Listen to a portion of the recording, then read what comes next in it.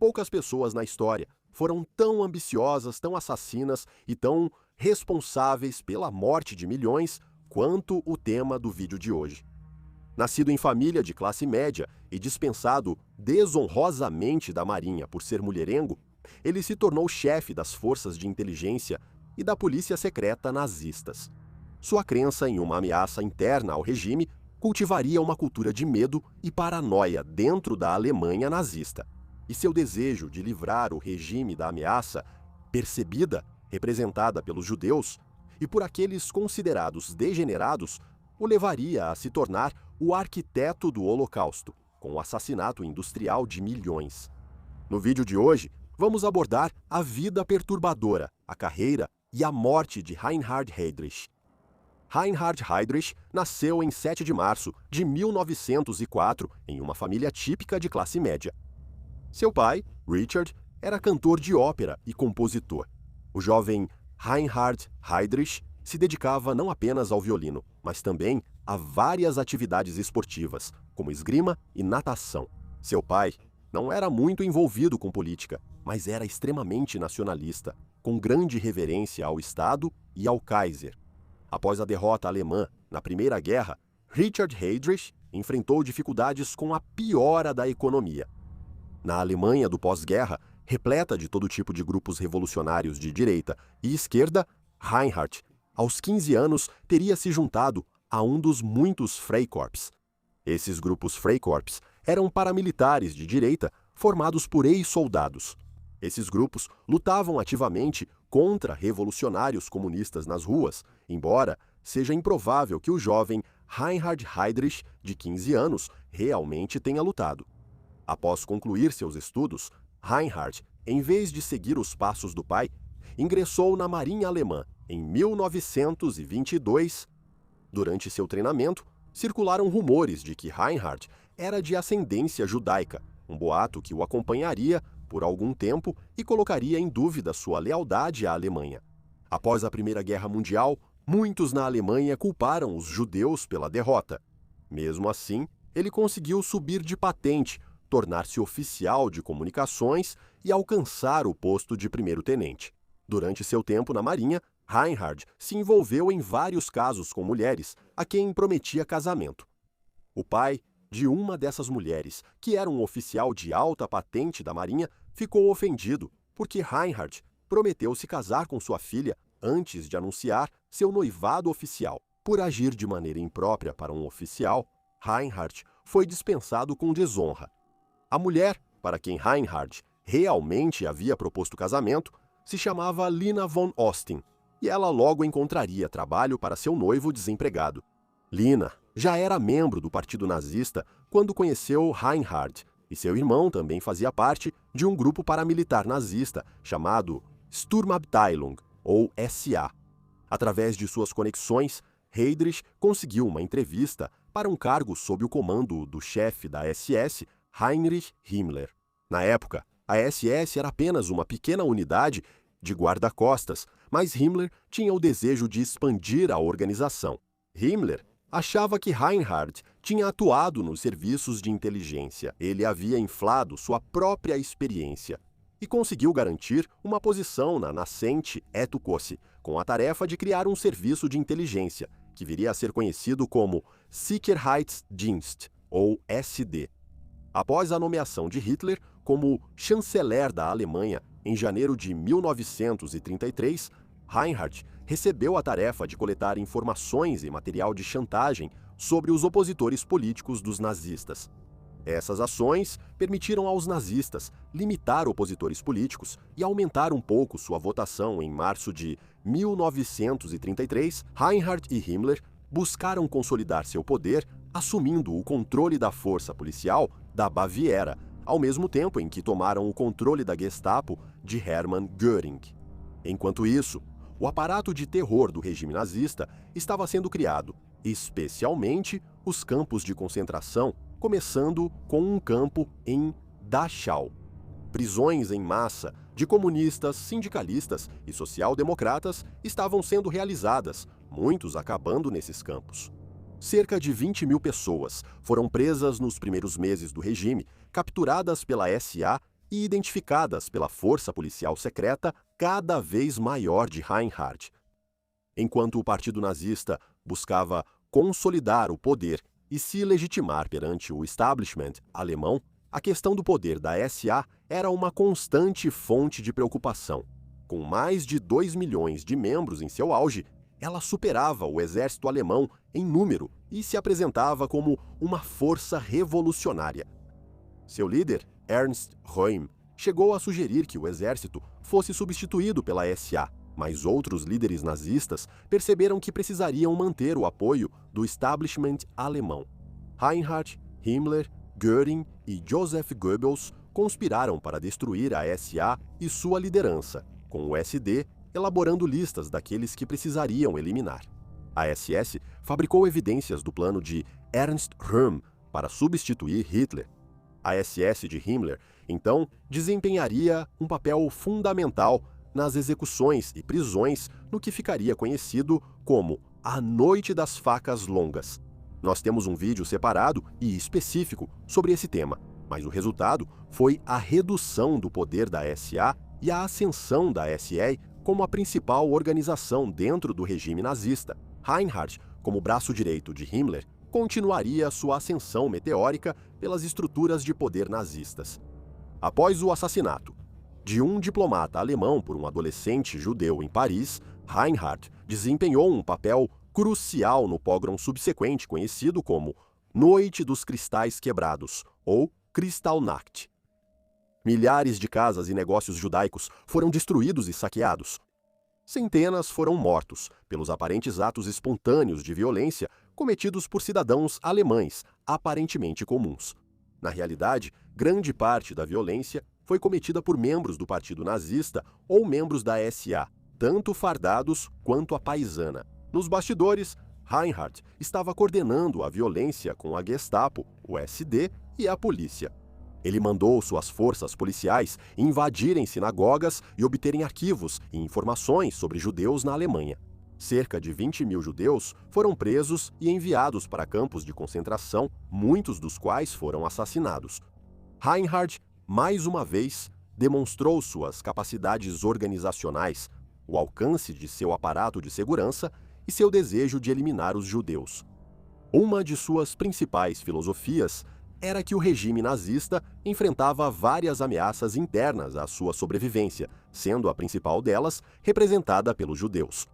A partir de 1939, o SD e a polícia foram formalmente ligados e colocados sob o comando de Reinhardt. Pessoas eram presas sob a alegação de que poderiam cometer um crime, frequentemente indo para campos de concentração. Sob o pretexto de serem colocadas em custódia protetiva, milhares de pessoas foram presas e detidas. Homossexuais, Roma e pessoas religiosas que se opunham ao regime nazista foram todos alvo para livrar os nazistas de qualquer ameaça interna. Mas a principal ameaça identificada pelo Partido Nazista eram os judeus, tanto dentro quanto fora da Alemanha, no que eles chamavam de judeu-bolchevismo. Algumas das primeiras tentativas de lidar com a questão judaica envolveram a expulsão forçada de judeus da Áustria, um programa liderado pelo SD de Reinhardt. O homem responsável por esse escritório era um tenente da SS, chamado Adolf Eichmann, que mais tarde teria um papel fundamental na organização da logística do Holocausto. Eichmann e o SD supervisionaram a expulsão dos judeus austríacos, que foram enviados para guetos judaicos na Polônia, uma forma de concentrar os judeus antes de decidir como seriam tratados, ao mesmo tempo em que os removiam da sociedade. A partir desses guetos, os judeus seriam finalmente transportados para vários campos de concentração, e esses campos haviam sido construídos para abrigar os judeus até a morte. Reinhardt ficou impressionado com a iniciativa de Eichmann, promovendo o tenente na hierarquia e tornando-o seu braço direito. Os Einsatzgruppen foram mais um grupo criado por Himmler e Reinhardt. Os Einsatzgruppen eram unidades móveis de nazistas fanáticos que operavam atrás do exército alemão, realizando massacres de judeus, eslavos e comunistas. E eles foram usados na Áustria após a invasão da Polônia e no início da Segunda Guerra Mundial, no que foi chamado de Intelligence Action, dezenas de milhares de imigrantes poloneses foram identificados, detidos e executados. Professores, advogados, membros da elite, líderes religiosos e todo tipo de intelectual foram alvo como forma de destruir a identidade nacional polonesa e reduzir a chance de qualquer movimento de resistência significativo. Uma lista com cerca de 61 mil pessoas foi preparada antes da invasão, mas, ao todo, cerca de 100 mil pessoas foram assassinadas como um sinal dos métodos que viriam, especialmente na forma como os judeus foram tratados pelo regime nazista. Os métodos empregados contra a inteligentsia polonesa seriam usados novamente em 1941 e na invasão da União Soviética. Os objetivos nazistas de criar um vasto espaço vital no leste e a destruição do judeu-bolchevismo seriam alcançados com a invasão. Reinhardt, como muitos nazistas, acreditava que os judeus e o comunismo estavam ligados biologicamente e que a destruição do povo judeu também destruiria o comunismo. Mais uma vez, os esquadrões Einsatzgruppen seguiram o exército alemão, contando com seu apoio logístico. Os Einsatzgruppen foram encarregados de destruir todas as forças guerrilheiras e membros do Partido Comunista. Os judeus eram classificados como guerrilheiros, independentemente de afiliação, idade ou gênero. Crianças, idosos, homens e mulheres eram todos reunidos, transportados para covas muitas vezes já cavadas e executados a tiros. Aqueles que não eram massacrados eram concentrados em guetos enquanto se decidia o que seria feito com eles. Nos primeiros 6 meses, após o início da invasão da União Soviética, entre 800 mil e 1 milhão de pessoas foram massacradas pelos Einsatzgruppen de Reinhardt. Com o avanço nazista para o leste e a captura de mais judeus, os métodos usados para lidar com eles foram considerados insuficientes. A mão de obra, os recursos e o esforço físico exigidos daqueles que realizavam os massacres eram vistos como um custo alto demais. Quando Himmler visitou uma execução em massa de judeus perto de Minsk, em agosto de 1941, ele vomitou ao presenciar a cena. Foi ordenado o uso de métodos de execução mais práticos. Experiências anteriores com caminhões de gás, onde inicialmente pessoas com doenças mentais eram trancadas na parte de trás dos veículos, com os gases do escapamento sendo bombeados para dentro, provaram ser a solução que seria empregada. Reinhardt foi encarregado de encontrar a resposta final para a questão judaica. Em janeiro de 1940 e 215, dos mais altos oficiais nazistas participaram da Conferência de Wannsee, com Reinhardt desempenhando um papel principal. O objetivo dessa reunião era encontrar a solução final para a questão judaica, ou seja, decidir exatamente como os nazistas iriam erradicar o povo judeu na Europa. A reunião foi repleta de termos eufemísticos sobre como os judeus seriam tratados. Adolf Eichmann, que participou e fez anotações, registrou que os 11 milhões de judeus da Europa seriam forçados a trabalhar até sucumbirem por causas naturais, o que significava trabalhar até a morte. O restante, considerado o mais forte em termos de seleção natural, seria assassinado. Foi em 1942 que foram tomadas medidas para estabelecer não apenas campos de concentração, mas campos de extermínio. As hoje infames câmaras de gás foram estabelecidas em lugares como Treblinka e Auschwitz. Esse assassinato sistemático de judeus, Roma, homossexuais e todos aqueles que os nazistas declararam não ter lugar em seu mundo, foi possível em grande parte graças a Reinhard Heydrich. Além de desempenhar um papel fundamental no planejamento do Holocausto, Reinhardt foi nomeado vice-protetor do Reich da Boêmia e Morávia, ocupadas pelos alemães, que era o território da então Tchecoslováquia. Ele foi enviado para lidar de forma brutal com a resistência tcheca à ocupação nazista. A resistência tcheca e o governo no exílio buscavam atrapalhar a ocupação nazista e se firmar entre os aliados. Quando Reinhardt chegou, ele instaurou a lei marcial e executou vários combatentes da resistência. Milhares foram presos e massacrados. A cultura tcheca foi suprimida em favor da cultura germânica Nazistas usaram violência brutal e recompensas pela submissão para consolidar seu domínio. Mas o objetivo desde o início era abrir caminho para o deslocamento dos tchecos, que seriam substituídos por alemães étnicos. Mas apesar de todo o seu alto status e papel crucial no Estado nazista, Reinhard era incrivelmente descuidado e arrogante com a própria segurança. Ele havia voado como piloto de caça durante a invasão nazista da Noruega, até ser proibido de voar por Himmler depois que caiu com seu avião atrás das linhas inimigas. Durante seu tempo em Praga, ele frequentemente andava em um carro conversível sem nenhuma segurança, exceto por seu motorista. Isso apesar das ordens expressas de Himmler para que levasse sua segurança a sério, após testemunhar pessoalmente sua atitude displicente. Reinhard representava um alvo tentador para o governo tcheco no exílio, ansioso para provar sua legitimidade aos aliados enquanto desferia um golpe nos opressores nazistas. Com os britânicos, a Operação Antropoide foi lançada para assassinar Reinhard. Soldados tchecos foram treinados pelos britânicos, equipados com submetralhadoras, Sten e granadas, e lançados de paraquedas em Praga em dezembro de 1941. Os dois homens que lideravam a operação eram Jan Kubisch e Joseph Gabčík. Eles estudaram a rotina de Reinhard, o trajeto que seu carro fazia e onde seria melhor lançar um ataque. O ataque ocorreu em uma curva fechada na estrada que levava ao quartel-general. Isso faria com que o carro de Reinhard reduzisse a velocidade, permitindo que os assassinos atacassem. No dia 27 de maio de 1942, os assassinos tchecos tomaram suas posições e esperaram Reinhard chegar. Quando o carro se aproximou, Gabčík mirou com sua submetralhadora Sten, mas, como era comum com essa arma, ela travou.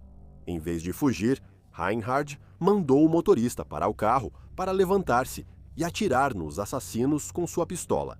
Enquanto isso, Kubisch conseguiu se aproximar do carro sem ser notado e lançou uma granada modificada, projetada para explodir ao impacto. A granada caiu perto da roda traseira do carro. A explosão rasgou o paralama traseiro direito, e os estilhaços da granada, do carro e do banco atravessaram o baço, o diafragma e o pulmão de Reinhard. Enquanto os assassinos fugiam, Reinhard foi levado para um hospital local. O ataque gerou indignação e consternação entre líderes nazistas, e os médicos pessoais de Himmler e Hitler foram enviados para ajudar na recuperação de Reinhard. Apesar das tentativas de remover os estilhaços e dos sinais de melhora, Reinhard morreu em 4 de junho de 1942. Acredita-se que a causa da morte tenha sido sepse, e que a sepse foi provocada por um fio de crina de cavalo que ficou alojado dentro de Reinhard. A crina do estofamento do banco do carro teria sido projetada para dentro do corpo de Reinhard durante a explosão, causando sua morte. Enquanto Reinhard foi enterrado com honras, o povo da Tchecoslováquia sofreu grandes represálias. Centenas foram massacrados em Lidice, cidade suspeita de abrigar membros do exército tcheco no exílio. Até 5.000 pessoas foram assassinadas em resposta à morte de Reinhard. Quanto aos assassinos, eles se esconderam, mas, como os nazistas ameaçaram massacrar ainda mais civis, tornou-se cada vez mais difícil permanecer oculto. O paradeiro de várias casas clandestinas da resistência foi entregue à Gestapo, que por sua vez realizou batidas. Num exemplo sombrio dos métodos usados para encontrar os assassinos, um jovem de 17 anos foi forçado a ver a cabeça decepada da mãe. Isso visava enfraquecer sua determinação e expor o paradeiro dos combatentes da resistência responsáveis. Por fim, os assassinos e vários combatentes da resistência tcheca foram localizados, escondidos, na igreja de São Cirilo e Metódio, em Praga. Todos foram mortos na tentativa de prendê-los ou tiraram a própria vida. A morte de Reinhard não impediu os nazistas de continuarem com seus planos de exterminar milhões de judeus. O ano da morte de Reinhard teve o maior número de assassinatos no Holocausto, pois a Operação Reinhard estava em pleno andamento. O plano de destruição do povo judeu foi traçado na Conferência de Wannsee e continuou levando o nome de seu arquiteto, mesmo após sua morte. Seu companheiro próximo, Adolf Eichmann, continuaria o trabalho de Reinhard, organizando grande parte do genocídio em escala industrial. Reinhard era ambicioso e implacável. Ele é, possivelmente, o homem mais responsável pelo que vem à mente quando se fala dos nazistas. Ele desempenhou um papel crucial na criação do Estado policial opressor, supervisionou a ascensão da SS e foi encarregado de decidir exatamente como os objetivos de Hitler na destruição do povo judeu seriam implementados. Os crimes e as vítimas de Reinhard Heydrich são muitos e jamais devem ser esquecidos.